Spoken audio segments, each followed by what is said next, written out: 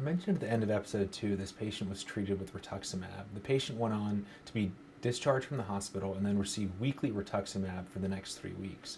Unfortunately, after about a 3-week period, the patient began to have a recurrence of symptoms. So again, lymphadenopathy, night sweats, fatigue, and laboratory values were going in the wrong direction. Elevated CRP, low albumin, low platelets.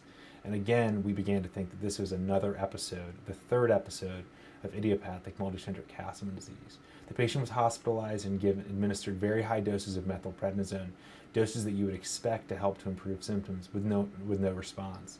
The patient was also treated with double-dose rituximab.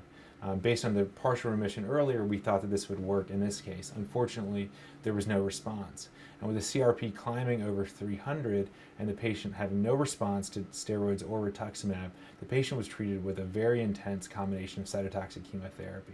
Combination of Velcade, dexamethasone, thalidomide, adriamycin, Cytoxan, etoposide, rituximab, siltuximab. This combination of chemotherapy, 8 agents, was able to result in an immediate improvement in symptoms. The patient at the time was on dialysis 3 times a week and was able to go from dialysis very frequently to no longer needing dialysis.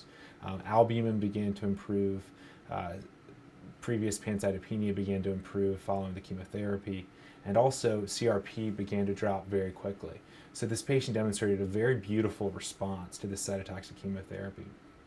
Based on the now approved drug siltuximab, an anti-interleukin 6 therapy, the patient was put on maintenance anti-IL-6 therapy following this intense hospitalization and discharge. The patient was on maintenance anti-interleukin 6 therapy for a full year.